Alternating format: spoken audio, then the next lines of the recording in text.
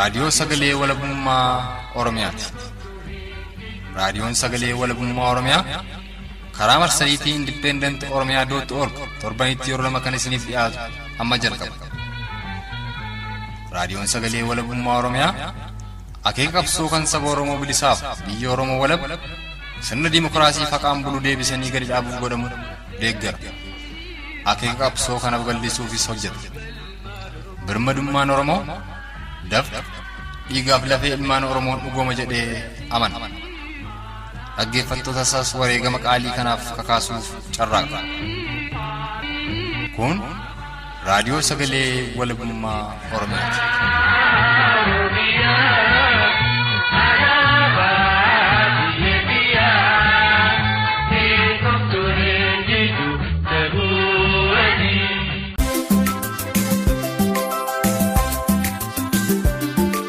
Nagaan keenya bakkuma teessanii irraa nu caqasaa jirtan cufatti isin haa dhaqqabu. Dhaggeeffattoota keenya jaallatamoo ashamaa. Kunoogaa sagantaa keenya kan dilbata adoolessa 29 bara 2018 qabannee dhihaanneerra. Innis waltajjii simannaa muummicha ministeera Ampaayera Itoophiyaa Dr. Abiyyi Ahmediif Ameerikaa magaalaa Waashingtan DC keessatti guyyaa kaleessaa qophaa'e irratti mormii shamarraniif hawwan Oromoo dhageessisan irratti kan muummeffatu ta'a.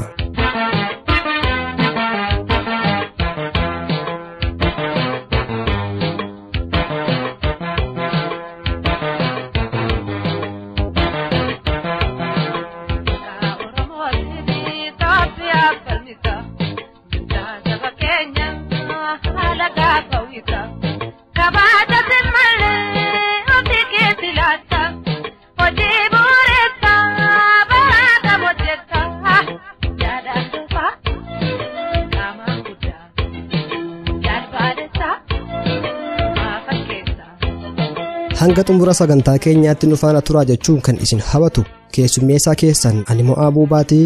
Hawwan Oromoo kanneen hiriira mormii kanarratti hirmaatan immoo bilbilaan odeeffatee tartiibumaan kan isin biraan ga'u waa'ee kiyya xiiqii dhugaasaati.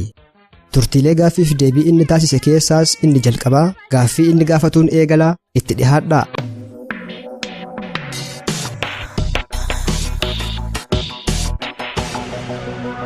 Tolegaa ulfaadhaa bakka muummichi ministeeraa Ampaayera Itoophiyaa itti simatamuudhaaf haasaa godhuuf inni deemutti argamtaniitu isin immoo mormii dhageessisaa jirtu jedhan. Mee jalqaba maqaan keessan eenyu jedhamaa? Mormii isin dhageessisaa jirtan immoo maalirratti hundaa'ee akka ta'e mee karaa raadiyoo sagalee walabummaa Oromiyaa uummata Oromoo dhageessisaa. Maqaan koo Caaltuu Yohaannis jedhamaa. Naannoo Niwuujersii jedhamu keessa jiraadha. Waashingtan DC lafa walga'iin kun itti godhamuuf jedhurraati. Makiinaadhaan akka sa'a 3 ta'a jechuudha. Ganama bariidhaan ka'ee iddoo kanatti argame jechuudha. Lafa walga'iin kun itti godhamuuf warri Habashaadha. Alaabaa Itoophiyaa akkasuma magariistuu diimaa fi keelloo sana qabatanii bakkeen kun isumaan guutee jira. Akkasittiin egaati miira guddaa kan Itoophiyaa calaqqisuun sirbaa fi dhaadachaa turanii jechuudha haala kana. Asitti egaa namoonni Oromoon argaman baay'ee xinnoodha.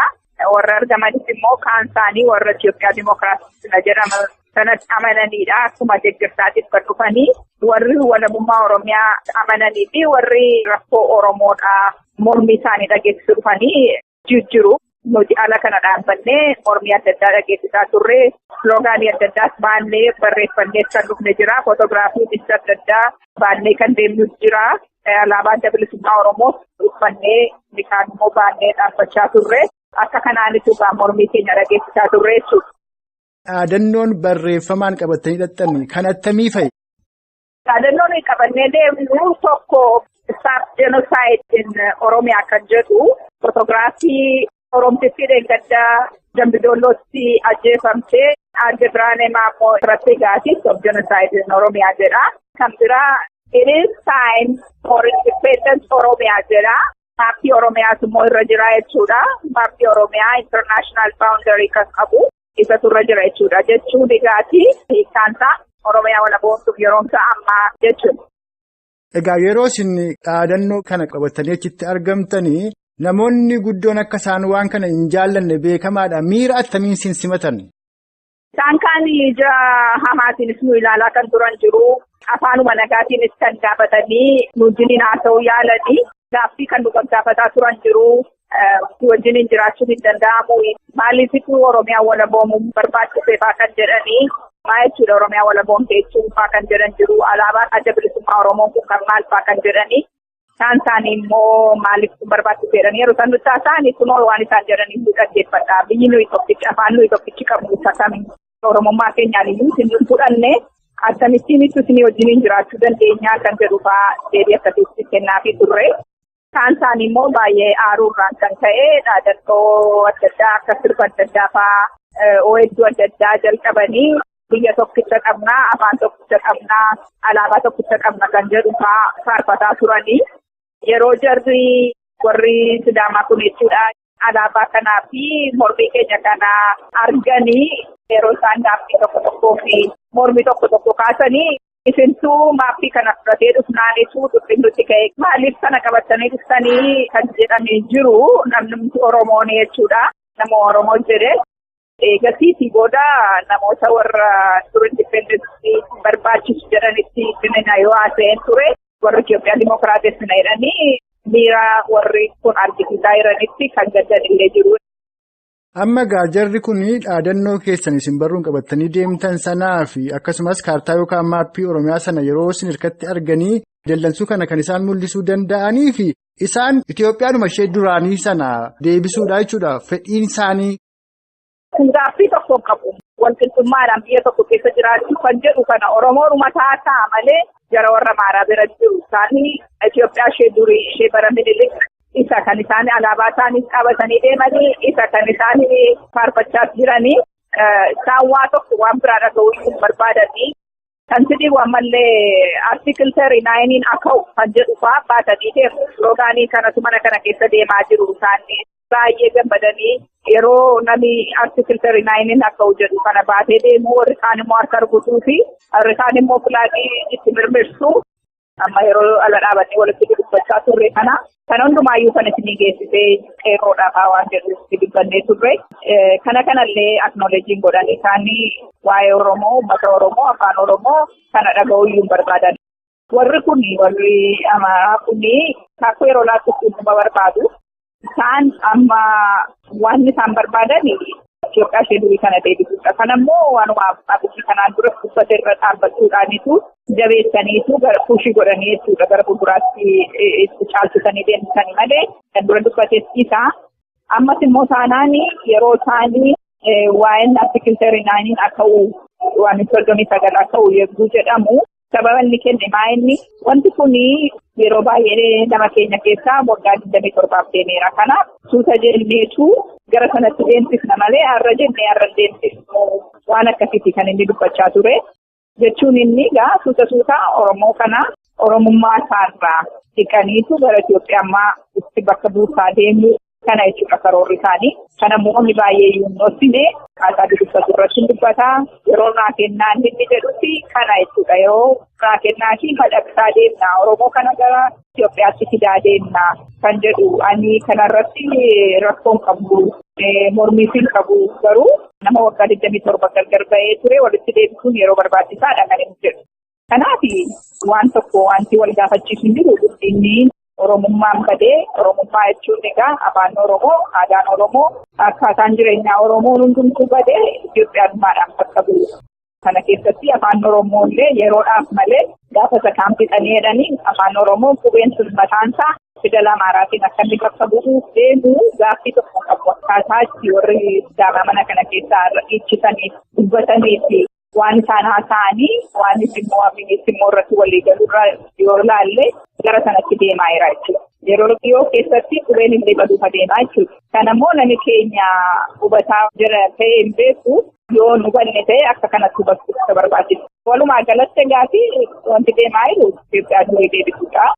Kanaaf Oromoon filmaata lama qaba yookiin waan kana fudhatee dhumaa isaanii wajjin jiraachuu afaan isaas aadaa isaas maal isaas lagatee Itoophiyaa ta'ee afaan Amaarinyaatiin haasa'ee fidala Amaarinyaa baree isaanii wajjin jiraachuudha. Warri kunnuun ta'u immoo yeroo dheeraatti balleessuuf isaan hin barbaachisu. Ammaa kaasanii qabsoo isaanii itti fufanii tokkummaa isaanii jabeeffatanii Oromiyaa walaboomtee fi loluu fi waan barbaachise hundumaadhaan karaa siyaasaatti, karaa waraanaatti, karaa maaliif ta'u dafanii waan kana bira geessisuudha malee jarri kuni amma irratti of ijaaraa jiru, Oromoo irratti of ijaaraa jiru, qabeenya Oromoo irratti of ijaaraa jiru. Kanaaf kana hubatee ilaalamee ka'ee wal kaasuutu irra jira, lolee wal lolchiisuutu irra jira, Oromiyaa wal boonsee fi qabsaa'uutu irra jira, filmaata gara biraan qabu. Jara kana wajjin biyya tokko ijaarree Itoophiyaa dimokiraatessinee jiraanna jechuun abjuudha jechuun barbaada.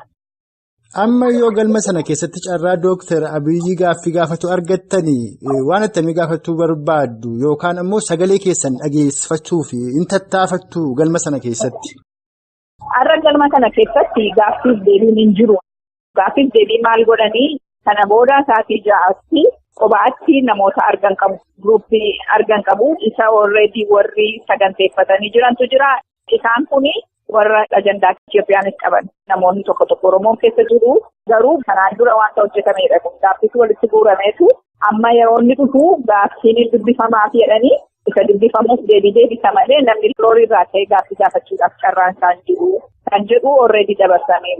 Warri Oromoo ta'anii Itoophiyaa dimokiraatessinanii warri garaa wajjin biyyuu quunnamtii qabanii namoonni gaaffii gaafachuu barbaadanii kanaan dura isaanii wajjin ta'anii turaniyyuu disappointed ta'anii jiru jedhanii kanaaf kanan gaafatamaa hin jedhuun qabu. Namoonni makoon dhageessituu dhufee namni eeggana jiru keessumaa Oromoon waan mata keenya irra gahaa jiru kana akka hubatuu fi mormii keenya dhageessisa. Namichi kunis immoo pilaakaatii ol qabee nutti argisiisa. Kanaachi gaaffii gaafannee irraa deebii argachuu carraa kaayyuun jiruuf hin jedhamne.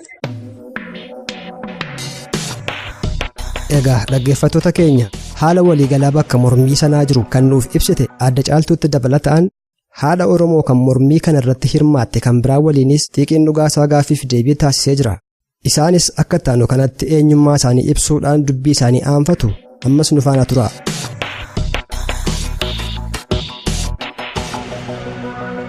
Ani addee Seevan Tasfaayee Dinagdeen jedhama. Iddoon jireenya Faashima magaalaa Meerilaand Silver Springiin jiraadha. Egaa ani iddoo kana kan hin argame walga'ii kana mormii sun as jira. Maaliif kunis sabni keenya akkuma beekamu lafa isaarratti ajjeefamaa, reebamaa, rakkina keessa jira, hidhaa keessa jira, du'aa jira. Kanaaf jecha protestii gochuudhaaf as argamee jira. Mee yoo Dooktar Abiyyi dhufan gaaffii gaafatuu barbaaddu moo sagaleedhuma keessan dhageessifattanii of booda deebitu? Karoorri keenya yeroo inni achi ba'ee dubbatu poosterii qabna. Isa dubbannee achi ba'uudha yaadi keenya. Mee poosteriin yookaan immoo maxxansa isin qabattanii deemtan barruun sun maal jedha? Tokko Independence Oromiyaa jedha. Inni kaan immoo Madamar without justice is impossible jedha. Inni kaan immoo Oromo youth are the future jedha. You exist on Oromo land jedha. Oromos are still dying. Kana faa jedhaga. Kan bakka sanatti mul'atu alaabaa Impaayera Itoophiyaa dur kan Minilik sanaa fi Abashoota jedhan. Mee maal argitan isin yeroo achi geessan? Alaabaan isaanii isa duriitti isa Minilik. Yaadi isaaniis akkuma durii gara fuulduraatti wanti geeddaramu hin jiru. Sobanii nu sossobanii of jalatti nu gashanii ammas garba nu gochuudhaaf barbaadu. Yeroo alaabaa keenya arganii nu arrabsuudhaanii akkasumas immoo biyyi keenya tokkodha, Itoophiyaadha, afaan keenyas tokkodha, kaalcharii keenya, aadaan keenya tokkodha jedhanii nuti iyyaa turan. Nuun garuu wanta tokkoyyuu iddoo hin laannee fi nuunis biyya Oromoodhaaf akka falminu, Oromoodhaaf akka dhaabbannu, Oromoon biyya isaa akka argachuu isarra jiru dubbachuudhaanii akkasiin egaa walitti falmaa kun amma as geenyeerra. Jarri kun yoomiyyuu taanaan Oromoo akka Oromummaa isaatti fudhatan. Kanaaf sabni Oromoo garaa kutatee tokko ta'ee biyya isaatiif falmee biyya isaa argachuutu isarra jira. Kuni nuufi garaa akka kutannu gochuutu isarra jira. Yoo amma garaa kutannu ta'ee yeroo hundumaayyuu Abashaaf garba taanee jiraachuu keenyadha. Kana baruutu nurra jiraan jedha. Kanadha yaadi tokko. Tole egaa guddoo ulfaadhaa. Hawwan Oromoo akkasumas shamarran Oromoodhaa lafee dugdaa qabsoo bilisummaa Oromoof walabummaa Oromiyaa akka isaan ta'an beekamaadha. Dubartiin Oromoo waan tokko qofa miti. Akka gootaattis goota taatee dirree qabsootti baatee loltee lolsiisaa turtee arras akkasuma godhaa jirti. Akka haadhaattis immoo goota meeqa deessee guddifteetu saba isheef gumaachitee meeqantamis jalaa wareegamaa arra ga'ani. Kanaaf qabsoon Oromoo kun kan walabummaa Oromiyaa bilisummaa Oromoo akka galma ga'uuf boris shoorri dubartootaaf shamarran Oromoodhaa olaanaa waan ta'eef mee dhaamsa attamii qabda hawwan Oromoof shamarran Oromoo Oromiyaa keessa jiraniin. Dhaamsi koogaa dhugumadhaa shamarreen Oromoo akkasumas immoo haadholii keenya nu dura warri jiranii fi amma warri jiranii fi jabina guddaa qabu wanta baay'ee godhaniiru saba keenyaa fi ammas immoo gochaa jiru. Egaa nuunis immoo kana booddee warri jiru durbiif dhiirriif keessumaa warri dubartootaa dammaqnee ka'uutu nurra jira. Qabsoo keenya baruutu nurra jira. Biyya keenyaaf saba keenyaaf falmuutu nurra jira. Gara booddee jechuun nurra hin jiru. Sodaachuun nurra hin jiru. Sodaa of keessaa balleessine ija jabinaanii falmachuun qabsaa'uun kan keenyadha. Yoo nu jabaanne dhiirri keenyaas hin jabaata. Kanaaf jabaadhaa yaa shamarran yaa haadholii keenyaa jedha. Kanadha eegamu. Tole dhugaadhumatti addeffee benni yaadannuuf laattaniif maqaa dhaggeeffattoota keenyaan guddoon sin galatoomfadha. Oraa bulaa galatooma. Tole fayyaasaa baay'ee galatoomaa sinis.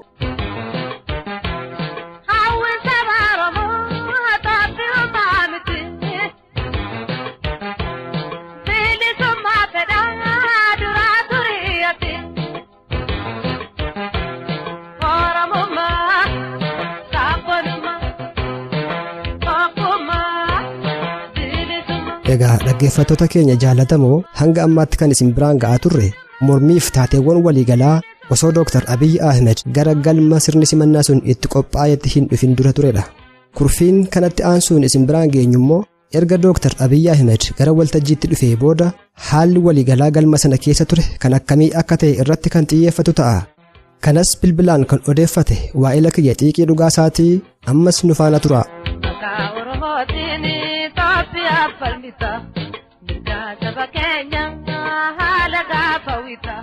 Hello Aadde Caaltuu attam jirtu. Egaa silaa osoo muummichi ministeeraa Impaayera Itoophiyaadhaa gara galma sanaa hin dhufin dura haala achi jiru ibsitanii turtan. Amma immoo dhufeeraa jedhama. Maaltu ta'e erga Dr. Abiy dhufee booda? Manni suni akka jirutti har'aa kan inni mul'isu kan inni calaqqisu kan warra Amaaraati waan biraa miti. Sagantaa warra Amaaraati deemaa ture. Wanti gara biraa waan tokko iyyuu hin jiru. Dr. Abiy dhufee tunaafaan jalqabeen dura namoota adda addaatu namni amma tokko dhufanii warri haasaa geggeessuufaa turanii. Isaaniin namoonni mana keessaa baay'ee xiyyaa turanii. Kan isaan akka inni dhiyaatee haasaa kana geggeessu barbaadanii aktivistii warra Amaaraa Taammaany Bayyanee kan jedhan sana akka inni dhufuu fi maqaa Taammaany baay'isanii ol fuudhanii iyyanii wacanii gaafachaa turanii. Kana booda itti fufuu hin dandeenye gidduutti sagantaa kana iyyuu dhaabanii. Isa booda Dr. Abiy haasaa jalqabee namoonni tasgabba'anii dhaggeeffachuu didanii pireesharii guddaa waan uumaniifi haasaa gidduutti dhiiseetu Taammaanyiin achirratti waan fiteetu. Pireesharii guddaa uumuudhaanii namichi kun gara deebiin akka inni dhufee haasaa godhuu dirqisiisaniiru jechuudha warri Amaaraa. Kanarraas barnoota addaa argachuu dandeenya. Jarri kun baay'ee ditarmendiidha. Waan barbaadan warra beekanidha jechuun hin danda'ama jechuun hin jedhu. Tole ulfaadhaa kan isin amma kaaftanii dhiibbaa abashoonni godhaniin Taammaany Bayyanee gara waltajjiitti dhufuudhaan haasaa akka taasisedha. Kan biraan ammoo ajjeefamuu hooggana olaanaa hidha Abbayyaa akka ta'e Injiinar Baqqalaadhaa ilaalchisee karaa miidiyaalee hawaasummaa garaagaraadhaa erga kaleessaa mormii guddaatu deemaa ture. Achuma galma san keessattis suuraa isaa ol kaasuudhaan abashootni ittiin dhaadataa fi gaaffiis kaasaa akka turanidha. Dr. Abiy ammoo dhimma ajjeefamuu injiinara kanaa waltajjii sanarratti akka isaan dubbatanidha kan dhaga'amaa jiru. Mee Dr. Abiy ajjeefamuu injiinara kanaa ilaalchisanii waan kaasan qabu. Akkasumas haadha Oromoo osoo da'uuf ciniinsifataa jirtu godina Qellem Wallaggaa magaalaa Dambidolloo keessatti ajjeefamte waa'ee aadde Biraanee Maammoo kaasaniiru Dr. Abiy waltajjii sanarratti. Kan injiinara kanaa namootichi keessa jiraniif adda addaadhaan mul'isaniiru. Innis immoo kaasee baay'ee yoo dubbate. Kan aadde Biraanee fi kan Oromoota kanaan dura du'anii bu'an tokko waan inni afaanii baasee hin jiru. Kan baay'ee na dhibe nama kanaa dubartootaa fi ulfina guddaa kennaa jedhameetu haasa'ama. Garuu haati Oromoodha. Dubartiin ulfii duutee afaan isaatiin illee waa'ee du'a isheetiin waan tokko waan dubbate hin qabu. Kun baay'ee nama gaddisiisudha. Egaa akkuma isiniyyuu kaasaa turtanii waltajjiin sun waltajjii dhimmi Oromoof Oromiyaadhaa irratti hin kennii fi miirri Impaayera Itoophiyaa callaan kan achirratti mul'ataa ture ta'uu isaati. Akkasumas Oromoonni Impaayera Itoophiyaa dimokiraatessuutti amananis waltajjii sanarratti akka isaan baay'inaan hirmaatanis kaaftanii turtanii mee erga waltajjii sanarratti kan mul'ataa ture miira Impaayera Itoophiyaa duraanii sana deebisanii ijaaruu ta'ee dhimmi Oromoof Oromiyaas irratti ka'uun dhabame miira attamiitutti dhaga'ame Oromoota kanatti? Haasaan isaanii waan haaraati waan dhageenye waa'ee madda marii sanaa. Namoonni immoo isa ilaalanii asimatan malee namni yeroo inni haasa'us badaa miirri biraan hin turre eegasii booddee achi keessatti ijoolleen Oromoodhaa warri yeroo kaan Itoophiyaa dimokiraatessuudhaaf siyaasa adda addaa keessa jiranii Itoophiyaa dimokiraatessuutti amanan illee baay'ee disappointii ta'anii jiru. Maarshii baannee deemnee kan Independent State of Oromiyaa amni yeroo isaati kan jedhu sanallee basanii fa'aa warri footoo wajjin ta'an jira. Warri yeroo kaan waan kanarratti waliin daldallee jechuudha. Kuni miiraa fi haalli mana sana keessa jiru har'a kan warri Amaaraadhaa mul'isanii namoota Oromoo warra yeroo kaan Itoophiyaa dimokiraatessuun yaadanii abdii sana qaban illee waan abdiifachiisu fakkaata. Fakkaataa duwwaatiin ta'in akkasittiin kan dubbatanii jiru. Madda marii yeroo jennu waan qabnu qabannee aadaa keenya afaan keenya qabannee walitti daamna inni maleessaatti akkasitti marjinaalaayisii faayanaayii kan jedhanii dallananii dubbatanii turanii jechuudha. Egaa qabsoo Oromoo keessatti haadhi Oromoo shoora olaanaa qabdi. Kanaaf mee Oromoon amma shira deemaa jiru kanaan akka hin sobamneef shamarraniif hawwan Oromoo Oromiyaa keessa jiran dhaamsattamii qabdaniif. Akkuma itti har'a dubartiin Oromoo baay'ee na gammachiisanii arti caalaanii waa'ee walabummaa irratti kan posterii kan qabatee dhaabatee mormii isaa dhageessisee harka 90 ol dubartoota Oromooti. Warri kaan warri deeggarsaaf dhufan jiru Oromooti. Isaan dubartiin keessa jiru garuu waa'ee rakkoo Oromoo, roorroo Oromoo, dhumaatii Oromoodhaa, jenosaayidii kanaa argisiisuudhaa fi waa'ee walabummaa Oromiyaadhaa kan ibsu kan dura dhaabbatee waan akkasii kan qabatee dhaabbatee mallattoo akkasii kan qabatee dhaabbatee dubartoota Oromooti jechuudha. Kana duwwaa osoo hin taane yeroo adda addaatti wanta mul'ate irraati yeroo dhiironni keenya afaan faajja'anii wanta illee gowwoomfamanii walitti daamnaa maal jennaa waan dhugumaa jala deemanii dubartiin Oromoodhaa dhaabattee ilaaltee dubbiin kuni Oromoodhaaf hin baasamuun baasuu kan jedhu gara fuulduraatti kan ilaaluu danda'anii dubartoota Oromootii jedhee fudhachuudhaa fi dubbachuudhaaf illee argannaa danda'a jechuudha. Kanaaf gara fuulduraatti dubartoonni Oromoodhaa mana keessa ta'anii eeguu ilaaluu fi dhiirarraa dhufanii eeguu dhiisanii hoogganummaa Oromoollee isaanii dubbisanii fudhatanii iddoo tokkoon ga'uu yeroo gabaabaa keessatti jedhee abdatu. Dhugaadhumatti adda caaltu waltajjii simannaa muummicha ministeeraa Impaayera Itoophiyaaf biyya Ameerikaa magaalaa Waashingten DC keessatti qophaa'e irratti argamuudhaan mormii dhageessiftanii haala bakkas tures karaa raadiyoo sagalee walabummaa Oromiyaa uummata Oromoo bal'aaf waan ibsitaniif maqaa dhaggeeffattoota keenyaan guddoon isin galatoomfadha. Galatoomee hojii gaarii hojjechaa jirtu jabaadha.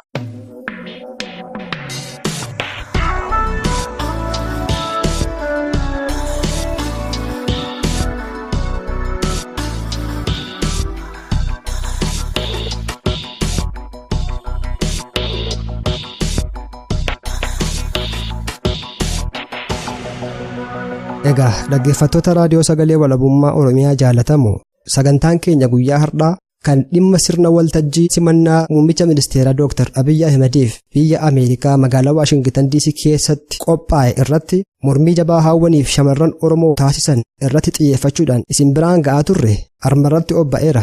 Dhumarratti ammoo walleettaanu kana isin affeeruudhaan nagaa kan isinitti dhaammatu keessummeessuun kan isin faana ture ani Mo'aa Buubaati. Walleen itti fufaa hanga sagantaa keenya yeroo biraan walitti deebinutti nagaan turaa.